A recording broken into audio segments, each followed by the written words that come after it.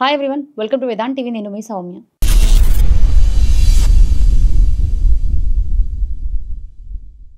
జీవ వైవిధ్యం, అదే అండి బయోడైవర్సిటీ. ప్రకృతిని ప్రేమించే ప్రతి ఒక్కరూ కూడా ఈ వీడియోని డెఫినెట్గా షేర్ చేయండి. వీడియో నచ్చితే లైక్ చేయండి, చివరి వరకు చూడండి, మీ అమూల్యమైన కామెంట్ని ఇక్కడ మెన్షన్ చేయండి. దీనిపైన మీరు ఏం అనుకుంటున్నారు అనేది కూడా మాకు తెలియాలి. And HCU, Hyderabad central university గురించి ప్రజెంట్ నడుస్తున్న చర్చ అంతా ఇంత కాదు, అందరికీ తెలిసే ఉంటుంది దీని గురించి. 400 acres ఉన్న ల్యాండ్ని లేఅవుట్గా మార్చేసి అక్కడ డెవలప్మెంట్ చేయాలి అని చెప్పేసి రేవంత్ రెడ్డి గారు మాట్లాడడం జరిగింది. ఆ ఏరియాని అలానే ఉంచాలి అని చాలామంది స్టూడెంట్స్ అక్కడ ఈ ఏరియాని ఏం చేయకండి, అక్కడ మన జాతీయ పక్షి నెమలి ఉంది, మన రాష్ట్ర జంతువు జింక, ఇక తాబేళ్ళు, పక్షులు, కొన్ని లేక్స్ ఎన్నో ఉన్నాయి, వీటన్నిటిని రక్షించండి. అవి గుడారం లేక ఎక్కడికి వెళ్ళిపోతాయి, బిక్కుబిక్కుమంటూ చూస్తూ ఉన్నాయి, వాటికి ఆహారం లేక అవి టల్లడిల్లిపోతున్నాయి, వాటి నివాసాల నుంచి వాటిని వెళ్ళిపోమంటే అవి ఎక్కడికి వెళ్ళిపోతాయి అని చెప్పేసి వాళ్ళక్కడ బాధతో మాట్లాడుతున్న మాటల్ని మనం చూస్తూ వచ్చినాం. అయితే ఈ 400 acres ల్యాండ్ని ఒకవేళ డెవలప్మెంట్ పర్పస్లో ఐటీ కంపెనీస్కి అమ్మేస్తే అక్కడ నుంచి 30,000 కోట్ల నుంచి 50,000 కోట్ల వరకు ఆదాయం వస్తే దాన్ని తీసుకొచ్చి మన అభివృద్ధి కోసం వాడాలి అనేది రేవంత్ రెడ్డి గారి ఇంటెన్షన్. ఆ ఇంటెన్షన్ చాలా బాగుంది, కానీ ఒక అటవీ ప్రాంతాన్ని చెట్లను నరికి ఆ ప్రాంతాన్ని తీసుకెళ్లి ఐటీ కంపెనీలు పెడితే మరి జీవ వైవిధ్యం ఎక్కడుంది? మన వచ్చే జనరేషన్స్కి మనం ఏం అందించాలి? ప్రకృతి లేకపోతే ఎలా? వృక్షో వృక్షత్ వృక్షతః అన్నారు, మరి అది ఎక్కడ? ప్రీవియస్ గా కూడా మన ఫాదర్స్ కాడ నుంచి మనం చూసుకుంటే ఒకప్పుడు ఇలాంటి ఒక ఉద్యమమే ఒకటి జరిగితే వాళ్ళు చెట్లని నరకకండి అని చెట్ల చుట్టూ వెళ్ళి వాళ్ళ చేతులు అడ్డుపెట్టి నరకకండి అని ఒక ఉద్యమమే చేసిరు. దాదాపు అట్లాంటి విజువల్స్ అందరు చూసే ఉంటారు కూడా. ఆర్టికల్ 48A ప్రకారంగా బయోడైవర్సిటీని, అదే జీవ వైవిధ్యాన్ని మనం కాపాడాలి తప్ప దాన్ని నాశనం చేయకూడదు. ఆ రైట్ ఎవరికి కూడా లేదు. అక్కడ కొంతమంది స్టూడెంట్స్ మాట్లాడుతూ ఈ గవర్నమెంట్ ఓన్లీ సాటర్డే సండేస్ మాత్రమే వర్క్ చేస్తుంది, ఎందుకు అంటే సాటర్డే సండే మాత్రం కోర్ట్స్కి లీవ్ ఉంటుంది కాబట్టి ఆ 2 days మాత్రం వర్క్ చేస్తుంది, అది కూడా 12 hours 14 hours 16 hours కాదు, 24 hours పని చేస్తుంది. 50 acres ల్యాండ్ని ఓవర్ నైట్లో క్లీన్ చేసిరండి, పొక్లైనర్లను పెట్టి క్లీన్ చేయించారు, ఇదెక్కడి న్యాయం అంటూ వాళ్ళ బాధని విలపిస్తున్నారు. అక్కడ దీన్ని ఆపండి, అటవీ శాఖ ప్రాంతాన్ని అలాగే ఉండనియండి, జీవ వైవిధ్యాన్ని దెబ్బతీయకండి అని స్టూడెంట్స్ మాట్లాడితే కొంతమంది లేడీ పోలీసులు వాళ్ళ పైన దాడి చేసి జుట్లని పట్టుకొని అమ్మాయిలను ఈడ్చుకుంటూ వెళ్ళిన దృశ్యాలను మనం చూస్తూ వస్తున్నాం. బండి సంజయ్ సార్ రియాక్ట్ అవుతూ జుట్లు పట్టుకొని ఈడ్చుకొని వెళ్ళడం ఎంత వైలెన్స్ అండి. కాలు చేతులు ఉంటాయా ఇరుగుతాయా అనేటువంటి ఒక భయానక వాతావరణం చూస్తాం. నేను బాధ అనిపిస్తుంది చూస్తుంటే అని చెప్పేసి ఒక పర్సన్ కూడా మాట్లాడుతూ వచ్చి, ఈ రోజు మీరు ఇంతమందిని ఆపొచ్చేమో, మేము చాలా మంది వస్తాం, మరి మీరు ఎలా ఆపుతారు అని చెప్పేసి ఒక అబ్బాయి మాట్లాడుతూ వస్తున్నారు. ఇది టోటల్ గా వైలెన్స్, కావాలని మా మీద దాడి చేస్తున్నారు అని మాట్లాడుతూ వస్తున్నారు.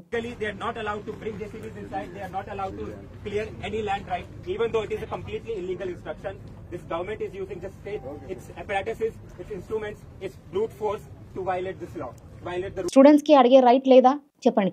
దీనిపైన అక్కడ ఉన్న స్టూడెంట్స్ కూడా వెళ్ళి కోర్టులో కేసేసినప్పుడు కోర్టు కూడా మీరు ఇలా దీనికి భంగం కలిగించకుండా ఉంటే చాలా బాగుంటుంది అని చెప్పి మాట్లాడుతూ వచ్చింది. దానిపైన మరి మన రేవంత్ రెడ్డి సార్ ఏమన్నారో తెలుసా?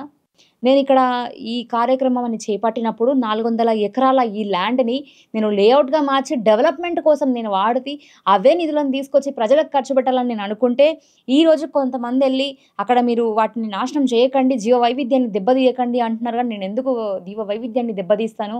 అక్కడ కావాలని కొంతమంది మిస్లీడ్ చేస్తున్నారు. అక్కడ జింకలు లేవు, నెమళ్ళు లేవు, ఏం లేవు. గుంటనక్కలు చేరి ఇట్లా వ్యవహరిస్తున్నాయి అధ్యక్ష. చుట్టుముట్టుతో కొన్ని గుంటనక్కలు చేరి ఇట్లా వ్యవహరిస్తున్నాయి అధ్యక్ష. గుంటనక్కలకు గుణపాఠం చెప్తాం అధ్యక్ష. కావాలని వీళ్ళు ఇట్లా చేస్తున్నారు. కొంతమంది గుంటనక్కలు ఉన్నాయాడ, ఆ గుంటనక్కలే ఇవంతా చేస్తున్నారు. దీన్ని రాజకీయం చేయకండి, కావాలని స్టూడెంట్స్ ని రెచ్చగొట్టకండి అని చెప్పేసి రేవంత్ రెడ్డి గారు మాట్లాడడం జరిగింది. దాని తర్వాత మన ఐటీ మినిస్టర్ శ్రీధర్ బాబు గారు మాట్లాడుతూ, నేను కూడా అక్కడ చదివిన వాడిని, నేచర్కి నేను ఎలాంటి భంగం తీసుకురాను, బయోడైవర్సిటీని నేను ఎప్పుడు దెబ్బతీయను, గ్రీనరీని అలానే ఉంచుతా, వాటి జోలికి కూడా మేము ఒక అంగుళం కూడా దాన్ని టచ్ చేయము, ఇది మా రెస్పాన్సిబిలిటీ, ఒక వెల్త్ క్రియేషన్ కోసమే దీన్ని చేస్తున్నాం తప్ప ఇంకా మా సొంత లాభాల కోసం స్వలాభాల కోసం కాదు అంటూ తను మాట్లాడడం జరిగింది. ఇది సుప్రీంకోర్టు ఆర్డర్ అని చెప్పేసి కూడా చెప్తూ వచ్చిండు. ఒకసారి మీరే వినండి. Never touch a inch of Hyderabad central university land, and we have also a very big concern because I hail from that 2004లో Chandrababu Naidu garu ING academy Bharat private లిమిటెడ్కి ఈ 400 acres ల్యాండ్ని ఇచ్చారు. ఈ ల్యాండ్ని ఇచ్చి అక్కడ వరల్డ్ క్లాస్ స్పోర్ట్స్ ఫెసిలిటీని డెవలప్ చేయాలి. అది ప్రైవేట్ వెంచర్ అయినా పర్వాలేదు, కానీ మీరు దాన్ని డెవలప్ చేయండి అని చెప్పేసి చంద్రబాబు గారు మాట్లాడడం జరిగింది. తర్వాత గవర్నమెంట్ చేంజ్ అయ్యి వైఎస్ రాజశేఖర రెడ్డి గారి హయాం నడిచింది. అప్పుడు ఆ అటవీ శాఖ ప్రాంతాన్ని అలాగే ఉంచండి, అదే హెచ్సియుకి ఇచ్చేయండి అని చెప్పేసి మాట్లాడుతూ వచ్చారు. అప్పుడు ING academies Bharat private limited వాళ్ళు ఇది మాకు ఆల్రెడీ చంద్రబాబు నాయుడు గారు ఇచ్చింది, మీరు మళ్ళీ దీన్ని తీసుకోవడం ఎంతవరకు కరెక్ట్ అని చెప్పేసి వీళ్ళు కోర్టులో వెళ్ళి పిటిషన్ పెట్టారు. ఈ ల్యాండ్ మాకు సంబంధించింది, కావాలంటే చూడండి, చంద్రబాబు నాయుడు గారు మాకు అప్పుడు ఇచ్చింది, వరల్డ్ క్లాస్ స్పోర్ట్స్ ఫెసిలిటీని ఇక్కడ కట్టమని చెప్పారు. ఆల్రెడీ మేము ఇక్కడ పనులు స్టార్ట్ చేసినాం, చాలా అమౌంట్ కూడా ఖర్చు చేస్తాం, ఇక్కడ మేము ఇంత చేసిన తర్వాత ఇది మాది అని మేము అన్నప్పుడు మళ్ళీ ఇప్పుడు వచ్చి ఇదంతా చేస్తున్నారు ఎందుకు అని చెప్పేసి వాళ్ళు కోర్టులో పిటిషన్ వేసినప్పుడు ఆ కేసు దాదాపు 17 years నడిచింది. ఆ తర్వాత 2004 మార్చ్లో ఒక క్లియరెన్స్ వచ్చింది. ఈ ల్యాండ్ అటు ING academies Bharat private limited వాళ్ళది కాదు, అలాని హెచ్సియు వాళ్ళది కూడా కాదు, ఈ ల్యాండ్ గవర్నమెంట్ది అని చెప్పేసి కోర్టు ఒక స్టేని ఇచ్చింది సుప్రీంకోర్టు అలా డిక్లేర్ చేసిన తర్వాత రేవంత్ రెడ్డి గారు తీసుకున్న యాక్షన్ అందరం చూస్తున్నాం. అయితే ఇదే విషయంలో ఎస్ఆర్ బొమ్మాయి గారు 4th chief minister of Karnataka తర్వాత ఆయన ఒక రోజు హెచ్సియు వాళ్ళ దగ్గరకు వచ్చి అతను హ్యూమన్ రిసోర్స్ డెవలప్మెంట్ మినిస్టర్గా 1996 నుంచి 1998 వరకు ఉన్నారు. తను వచ్చే పర్పస్లో నాకు కాస్త భూమిని ఇవ్వండి అని చెప్పేసి అడిగినప్పుడు అక్కడ హెచ్సియు వాళ్ళు బయోడైవర్సిటీ దెబ్బతింటుంది, ఈ ల్యాండ్ నేను మీకు ఇస్తే అది ఆర్టికల్ 48కే భంగం కలిగిస్తుంది అని చెప్పేసి మాట్లాడినప్పుడు దానికి తను కన్విన్స్ అయ్యి అక్కడ నుంచి హెచ్సియు వాళ్ళు చెప్పిన మాటల్ని విని వెళ్ళిపోవడం జరిగింది. మనం ఏది చేసినా కూడా మన భావి తరాల కోసమే. మన భావి తరాలు 10 సంవత్సరాలు చల్లగా ఉండాలి అంటే ప్రకృతి, నేచర్, అదే బయోడైవర్సిటీ డెఫినెట్గా అవసరం.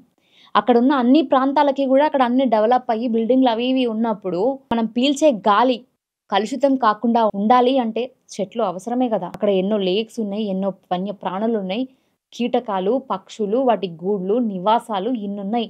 వీటన్నిటిని నాశనం చేస్తున్నట్టే కదా. మరి ఇప్పుడు వస్తున్న ఈ విజువల్స్ అన్ని అబద్ధం అంటారా? అక్కడ ఏం లేవు అని మీరు చెప్తే? మన పెద్దలు మనకి స్వచ్ఛమైన గాలినిచ్చిరు. కాలక్రమేణా టెక్నాలజీ డెవలప్ అవుతున్న కొద్దీ అదే టెక్నాలజీ బయోడైవర్సిటీని దెబ్బతీస్తుంది. అది ఎవరికీ అర్థం కావట్లేదు. అప్పుడు హరితహారం అనే ఒక ప్రోగ్రాం ఉండే, దాన్ని మంచిగా అమలు చేసిరు కొన్ని రోజులు. తర్వాత ఇప్పుడు మళ్ళీ ఈరోజు చూసుకుంటే బయోడైవర్సిటీకి భంగం కలుగుతుంది. అప్పుడు పెద్దలు స్వచ్ఛమైన గాలిని పీల్చుకుంటే ఈరోజు మనం కల్తీ అయిన గాలిని పీల్చుకోవాల్సి వస్తుంది. ఎందుకు? నేను 10th క్లాస్ చదివేటప్పుడు మాకు ఎన్విరాన్మెంటల్ ఎడ్యుకేషన్ అనేది ఒక బుక్ ఉండే.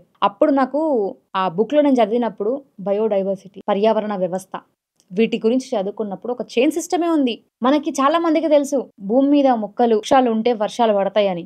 ఆ వర్షాలు పడకపోతే ఎంత ప్రాబ్లమ్స్ అవుతాయి. చెట్లు లేకపోతే, ఆ వర్షాలు లేకపోతే మనకు తినే తిండి ఉండదు. తినే తిండి మనకు లేకపోతే మనం భూమి మీద ఎలా ఉంటామని చెప్పేసి నేను అప్పుడు చదువుకున్నా. అప్పుడు చదువుకున్నప్పుడు ఇంత జరుగుతుందా అనేది నాకు అప్పుడు అర్థం కాలే, కానీ ప్రజెంట్ ఇప్పుడు అర్థం అవుతుంది ఇవన్నీ చూస్తుంటే. దయచేసి నేను ఒకటే రిక్వెస్ట్ చేస్తున్నా, జీవ వైవిధ్యానికి భంగం కలిగించేలా ఎలాంటి పనులు చేయకండి. మనుషుల కంటే నోరు ఉంటుంది చెప్పుకుంటాయి, కానీ మూగ జీవులకి ఏముంటుంది? మరి ఫారెస్ట్ డిపార్ట్మెంట్ వాళ్ళు ఒకసారి వెళ్ళి అక్కడ చెక్ చేయండి. మరి అక్కడ జింకలు ఉన్నాయా, నెమళ్ళు ఉన్నాయా, ఇవన్నీ ఉన్నాయా అని చెక్ చేయండి. మీరు చెక్ చేసిన తర్వాతనే యాక్షన్ తీసుకోండి. కానీ టకాటక పనులన్నింటినీ ఫాస్ట్గా ఒక ఓవర్ నైట్లోనే 50 acresని క్లీన్ చేయడం అనేది ఎంతవరకు కరెక్ట్? అక్కడ స్టూడెంట్స్ అందరూ కూడా నిరసన చేస్తూ మీరు వృక్షాలని నాశనం చేయకండి, బయోడైవర్సిటీని దెబ్బతీయకండి అని మాట్లాడుతుంటే స్టిల్ అలానే కంటిన్యూ అవుతుంటే వాళ్ళ బాధ ఎవరికి చెప్పుకుంటారు? అడగడానికి వెళ్ళిన వాళ్ళ పైన అటాక్ చేస్తున్నారు, పోలీసులు కొట్టడానికి మీదికి వస్తున్నారు, దాడులు చేస్తున్నారు, జుట్లు పట్టుకుని లాగుతున్నారు. మరి ఎవరికి చెప్పుకోవాలి?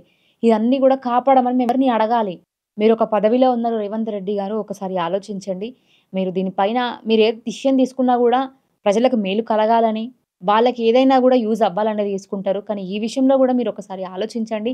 ఇఫ్ ఇన్ కేస్ మీరు అది మా అభివృద్ధి కోసమే చేయాలి అనుకుంటే మేము హ్యాపీయే, కానీ చెట్లను నరికి బయోడైవర్సిటీని దెబ్బతీసి మీరు మమ్మల్ని అభివృద్ధి చేయాలి అనుకుంటే మాత్రం దీనికి నేను అంగీకరించలేకపోతున్నాను. నేననే కాదు, ఇలా చాలామంది స్టూడెంట్స్ ఈరోజు అదే మాట్లాడుతూ వస్తున్నారు. దయచేసి ఈ విషయంలో యాక్షన్ తీసుకోండి. మనం ఇన్ని చూస్తూ వస్తున్నాం, కానీ మనం ఈరోజు ఎలాంటి అనారోగ్యాలు లేకుండా ఆరోగ్యంగా ఉండాలి అంటే దానికి కారణం కూడా చెట్లే. ఎందుకంటే మనం పీల్చుకునే గాలి దగ్గర నుంచి ప్రతిదీ కూడా మనకి ఈ చెట్ల నుంచే వస్తుందని అందరికీ తెలుసు. దయచేసి మరి అలాంటి ట్రీస్ని డిస్ట్రాయ్ చేయకుండా ఉంటే చాలా బాగుంటుంది. అక్కడ వన్య ప్రాణులు ఎన్నో ఉన్నాయి, లేక్స్ ఉన్నాయి. ఇవన్నిటిని చూస్తుంటే నేచర్‌ని చూసినప్పుడు హ్యాపీగా ఫీల్ అయితాం. కావాలంటే దాన్ని అక్కడ నేషనల్ పార్క్ కన్వర్ట్ చేయమని చెప్పేసి చాలామంది స్టూడెంట్స్ అడుగుతున్నారు. కనీసం అదైనా చేయండి. కానీ అక్కడ మీరు ఐటీ కంపెనీలు పెట్టి ఇవన్నీ డెవలప్ చేస్తే అది మా అభివృద్ధి కోసం కాదు. అక్కడున్న మా ఆరోగ్యాన్ని నాశనం చేస్తున్నట్లే అయితది. ఎలా అంటే మేము పీల్చుకునే గాలి మాకు స్వచ్ఛందంగా ఉండాలి. కల్మషం లేకుండా. అక్కడ ఆల్రెడీ ఎన్నో కంపెనీలున్నాయి. ఎంతగానో అభివృద్ధి చెందింది గచ్చిబౌలి. మీరక్కడ మళ్ళీ ఇది దొవ్వేసి ఇక్కడ గూడా మేము లేఅవుట్‌లేసి డెవలప్‌మెంట్ కోసం ఐటీ కంపెనీగా మారుస్తాను అంటే మా బాధను మేము ఎవరికి చెప్పుకోవాలి? దయచేసి మీరొక హోదాలో ఉన్నారు. ఒకసారి ఆలోచించండి. ప్రకృతి, అద్దం 2 ఒకటే. అద్దంలో మనం ఎలా ఉంటే అలా కనిపిస్తాం. అలా చూపిస్తుంది కూడా. కానీ ప్రకృతి మనం దాన్నెంత కాపాడితే అది మనల్ని అంత కాపాడుతుంది. దయచేసి ఆలోచించండి. బయోడైవర్సిటీని కాపాడండి. జీవ వైవిధ్యాన్ని పెంపొందించండి. హెచ్‌సీయూని కాపాడండి. జై హింద్.